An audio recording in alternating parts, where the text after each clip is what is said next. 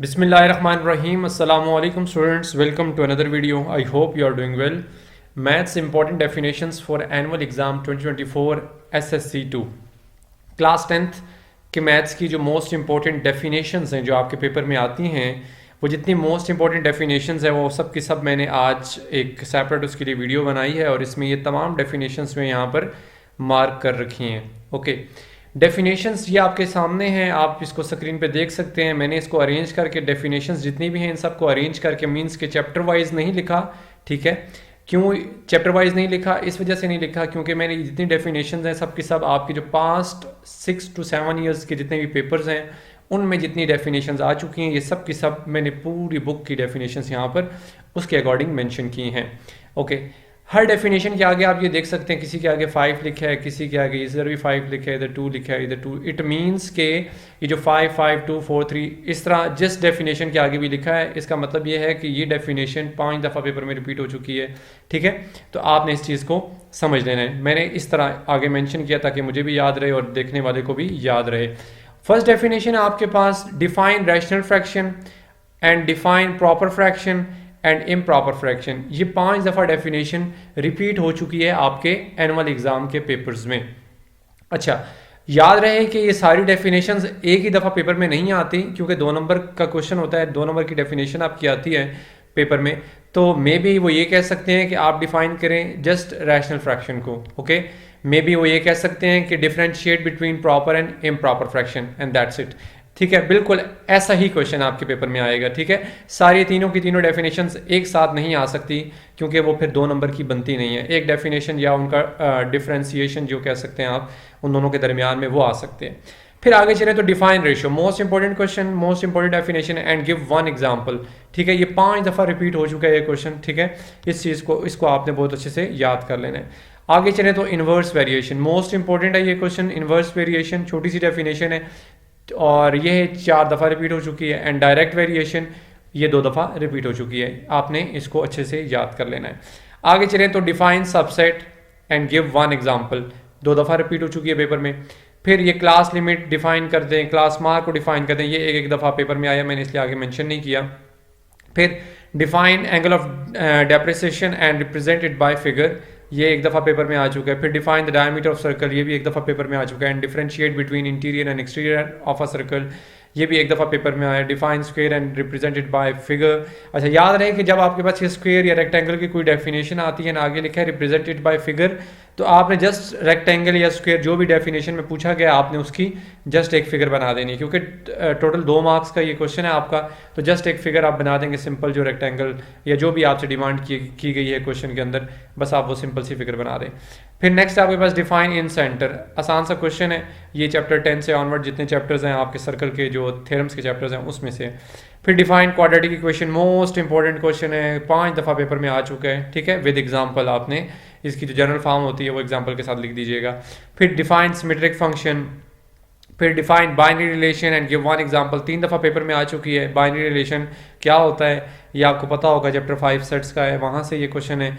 फिर define 1 to 1 function, most important है, 3 दफ़ा पेपर में आ चुका है। फिर define function, define into function, अब ये भी 3 डेफिनेशन है, ठीक है। बट ये तीनों पेपर में एक साथ नहीं आएंगी, जब भी अगर पेपर में आएंगी तो आपके पास या तो डिफाइन फंक्शन आएगा या डिफाइन 1 to 1 फंक्शन आएगा या डिफाइन इनटू फंक्शन आएगा, ठीक है। इस तरह आपके पेपर में आ सकती है ये डेफिनेशंस। और 3 दफ़ा ये 1 to 1 फंक्शंस की डेफिनेशन आ चुकी है और बाकी ये एक दफ़ा दूसरी डेफिनेशंस भी आ चुकी हैं। Chapter number 5 most important chapter है डेफिनेशन के हवाले से।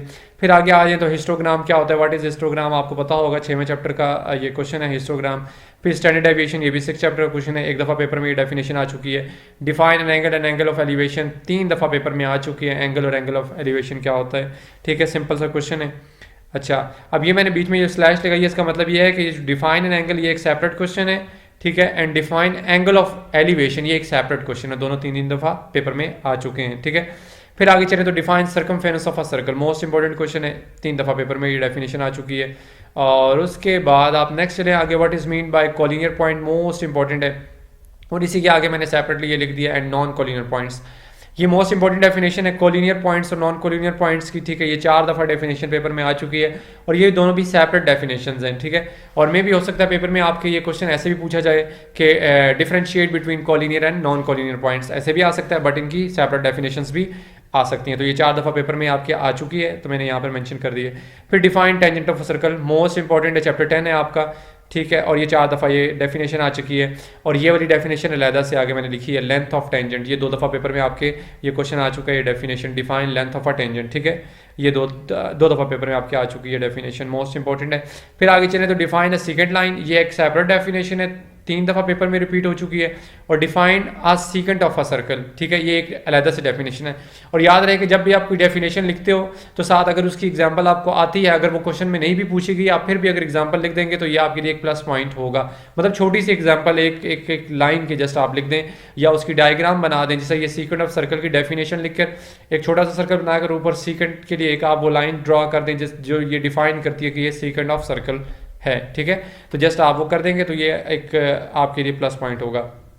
फिर आगे चलें तो define scribe circle, most important definition है, 4 दफ़ा पेपर में आ चुकी है। और what is mean by cyclic quadrilateral, 4 दफ़ा ये डेफिनेशन आपके पेपर में पूछी जा चुकी है। फिर नेक्स्ट है आपके पास write method of solving simultaneous linear equation और क्वाड्रेटिक इक्वेशन। अब ये भी 2 डेफिनेशन है अलग-अलग, 2 क्वेश्चन है सेपरेट। यहाँ तक एक क्वेश्चन है आपका, ठीक है, right method of solving simultaneous linear equation. जो साइमल्टेनियस लीनियर इक्वेशंस होती हैं उन इक्वेशंस को सॉल्व करने के कितने मेथड है, जस्ट आपने वो मेथड लिखने हैं। और ये अलग क्वेश्चन है और उसके बाद ये वाला अलग क्वेश्चन है, ठीक है। Right a method of solving quadratic equation, ये बताएंगे क्वाड्रेटिक इक्वेशन को सॉल्व करने के कितने मेथड होते हैं। ये आपका पहला चैप्टर फर्स्ट आपका पेज है जिसपे 3 मेथड्स हैं वो मेंशन है, ठीक है। आसान सी ये डेफिनेशन तो नहीं है सर, जस्ट आपने मेथड्स लिखने हैं। तो ये मोस्ट इंपॉर्टेंट है, 2 दफ़ा पेपर में आ चुकी है। फिर आगे चलें तो नेक्स्ट पेज पे आपकी ये डेफिनेशन है डिफाइन एलिमिनेशन, 1 दफ़ा पेपर में आ चुकी है। डिफाइन कांस्टेंट एंड वेरिएबल, 1 दफ़ा पेपर में आ चुकी है। फिर central angle, most important definition है, 3 दफ़ा आपके पेपर में पूछी जा चुकी है। फिर define Pythagoras theorem, most important भी कह सकता हूँ, वैसे तो 1 दफ़ा पेपर में आया बट ये आपको आता होगा, एक स्टेटमेंट भी है थ्योरम की आपके, आप बस वही स्टेटमेंट याद करके यहाँ लिख देंगे तो तब भी आपका काम चल जाएगा। और उसके बाद है define chord of a circle and arc of a circle, दोनों अलग-अलग डेफिनेशन है, ठीक है। Define chord of a circle एक सेपरेट डेफिनेशन है, 5 दफ़ा पेपर में पूछी जा चुकी है। और साथ में define arc of a circle, ये भी 3 से 4 दफ़ा पेपर में आपके आ चुकी है, मोस्ट इंपॉर्टेंट डेफिनेशन है। आगे चलें तो डिफाइन डायरेक्ट कॉमन टेंजेंट, 1 दफ़ा पेपर में आपके आया ये। और उसके बाद sector of a circle define करें तो ये 3 दफ़ा पेपर में आ चुके हैं। अब सेक्टर ऑफ सर्कल क्या होता है आपको पता होगा, जिसमें आप एरिया ऑफ सेक्टर मीन्स के अलग से एक पोर्शन सर्कल के अंदर जो आप बनाते हो उसको सेक्टर ऑफ सर्कल कहते हैं, ठीक है, बहुत आसान है। और आगे चलें तो डिफाइन है डिफरेंस ऑफ 2 सेट्स, अब ये यहाँ तक एक अलग क्वेश्चन है। एंड इंटरसेक्शन ऑफ 2 सेट्स, ये अलग क्वेश्चन है। और आगे जो यूनियन ऑफ 2 सेट्स है ये एक अलग क्वेश्चन है, ठीक है। तो ये टोटल 3 क्वेश्चन इस एक क्वेश्चन के अंदर है, बट आपके पेपर में इस तरह नहीं आएगा। जब पेपर में आएगा क्वेश्चन तो अलग से आएगा, मीन्स के पेपर में अगर क्वेश्चन आएगा तो ऐसे आएगा, डिफाइन डिफरेंस ऑफ 2 सेट्स, ठीक है। 2 सेट्स के दरमियान में डिफरेंस आप लिख दें तो आप बस वो लिखेंगे, ठीक है। अगर आपके पास ये क्वेश्चन आएगा तो ऐसे आएगा, डिफाइन इंटरसेक्शन ऑफ 2 सेट्स, यानी कि 2 सेट्स की इंटरसेक्शन को डिफाइन करें, कैसे करेंगे, ये 2 दफ़ा पेपर में आ चुके हैं। And union of 2 sets, last वाला ये जो डेफिनेशन है, डिफाइन यूनियन ऑफ 2 सेट्स। तो ये तीनों डिफरेंट क्वेश्चन है, मैंने एक ही लाइन में लिखे हैं क्योंकि एक ही चैप्टर से रिलेटेड है, चैप्टर 5 के। और उसके बाद आगे चलें तो आपके पास है व्हाट इज कम्युलेटिव फ्रीक्वेंसी, ये आपका चैप्टर 6 है, आसान सी डेफिनेशन है, 1 दफ़ा पेपर में आ चुकी है। फिर आगे चले तो name of 2 measures of central tendency, ये भी चैप्टर 6 है, ये 2 दफ़ा पेपर में रिपीट हो चुका है। और डिफाइन आइडेंटिटी इक्वेशन, और उसके बाद ये 2 दफ़ा पेपर में आ चुका है, यहाँ पर भी मैंने 2 डेफिनेशंस एक साथ लिखी हैं। And define radical equation and define exponential equation, sorry 3 definitions मैंने एक साथ लिखी हैं, ठीक है। ये चैप्टर 1 है जिसमें आपके पास आइडेंटिटी इक्वेशन क्या होती है आपको पता होगा, 2 दफ़ा पेपर में आ चुकी है। डिफाइन रेडिकल इक्वेशन क्या होती है, बहुत ईजी सी डेफिनेशन है। और डिफाइन एक्सपोनेंशियल इक्वेशन क्या होती है, ठीक है। तो ये आपने अच्छे से कर लेनी है, मोस्ट इंपॉर्टेंट है, 2 दफ़ा पेपर में रिपीट हो चुकी है ये डेफिनेशन। नेक्स्ट है आपके पास define variance and write formula, यहाँ तक एक क्वेश्चन है आपका, डिफाइन वेरिएंस आपका चैप्टर 3 6.3 में ये डेफिनेशन है और 3 दफ़ा ये डेफिनेशन आ चुकी है विद फार्मूला। एंड फिर नेक्स्ट आपके पास ये डेफिनेशन है define harmonic mean and it's formula, ये 2 दफ़ा पेपर में आ चुकी है कि आप हार्मोनिक मीन को डिफाइन करो और साथ में उसका फार्मूला लिख दें, ठीक है। आसान सी डेफिनेशन है, कोई इतनी मुश्किल नहीं, छोटी छोटी सी डेफिनेशन है। डिफाइन राइट एंगल, बहुत ही बेसिक सा क्वेश्चन है, बहुत आसान सी डेफिनेशन है, ये भी आपको पता होगा, चैप्टर 8 है आपका। और उसके बाद डिफाइन सर्कम एंगल चैप्टर 12 है, 2 दफ़ा पेपर में ये आ चुकी है। और डिफाइन सर्कमस्क्राइब सर्कल्स, ठीक है, 2 दफ़ा पेपर में ये भी आ चुकी है। ये चैप्टर 12 के दोनों क्वेश्चन है, दोनों डेफिनेशन है। फिर डिफाइन मीडियन, ठीक है, 2 दफ़ा ये भी पेपर में आ चुकी है। छोटी सी डेफिनेशन है, बहुत इंपॉर्टेंट है और बहुत आसान सी है। फिर नेक्स्ट आपके पास डेफिनेशन है define radian measure of an angle, chapter 7 का एक क्वेश्चन है, छोटा सा क्वेश्चन है, छोटी सी डेफिनेशन है, अच्छे से इसको तैयार कर लीजिए, 1 दफ़ा पेपर में आई हुई है। इसके बाद नेक्स्ट क्वेश्चन आपके पास how many minutes are in 2 right angles, ठीक है, 1 दफ़ा पेपर में ये आपकी क्वेश्चन पूछा जा चुका है। और ना भी करें तो कोई ऐसा जितना वो नहीं है, जो क्वेश्चन मैं आपको कह रहा हूँ मोस्ट इंपॉर्टेंट है, बस वो कर लें तो फिर भी आपका पेपर कवर हो जाएगा। नेक्स्ट है डिफाइन सर्कल, आसान सी डेफिनेशन है, बहुत दफ़ा पेपर में आ चुकी है, 4 दफ़ा पेपर में रिपीट हुई है, आगे मैंने मेंशन किया है। नेक्स्ट है आपके पास what is mean by projection of point, 4 दफ़ा ये भी डेफिनेशन पेपर में आ चुकी है।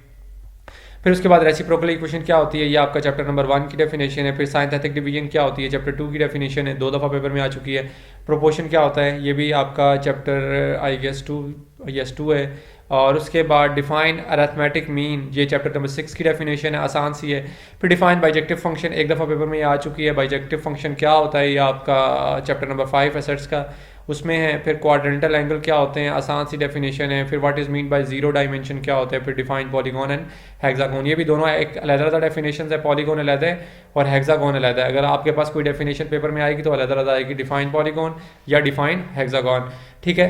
तो अब ये जितने क्वेश्चन जितनी डेफिनेशन आपको मैंने बता दी हैं, ये सब की सब आपकी पूरी होल बुक में से आपकी ये डेफिनेशन है। और ये आगे मैंने मार्क करके रखी हैं, ये 5 दफ़ा आई है, 2 दफ़ा आई है, 3 दफ़ा, मतलब जितनी बार भी क्वेश्चन आपका रिपीट हुआ है पेपर में वो सब के सब मैंने आगे मेंशन करके मैंने डिटेल में जितने आपके प्रीवियस पेपर थे 6 to 7 ईयर्स के जितने प्रीवियस आपके पेपर्स थे बोर्ड के, वो सब के सब मैंने डिटेल में एक एक क्वेश्चन वहाँ से लिया है, वहाँ से देखकर वो सब के सब क्वेश्चन यहाँ पर मेंशन किए हैं। और फुल बुक का आपका जितना गेस्ट था इंपॉर्टेंट और जो क्वेश्चन जितनी बार भी रिपीट हुआ है सब के सब मैंने यहाँ मेंशन किए हैं, ताकि आप इन मोस्ट इंपॉर्टेंट क्वेश्चंस को इजीली अच्छे से तैयार कर सको, ठीक है। जब आप ये कर लेंगे क्वेश्चन तो इंशाल्लाह मुझे पूरी उम्मीद है 99.9% आपकी डेफिनेशंस इन्हीं क्वेश्चंस में से जो मैंने आपको बता दी हैं डेफिनेशंस यहाँ से ही आएंगी, ठीक है। तो अब आपने ये क्या करना है, इसको मेक श्योर करना है, इन डेफिनेशंस को अच्छे से याद कर लीजिए, अच्छे से याद कर लीजिए, पेपर आपके बड़े करीब हैं, अच्छे से इन डेफिनेशंस को याद कर लीजिए। इंशाल्लाह यही डेफिनेशंस आपके पेपर में आएंगी।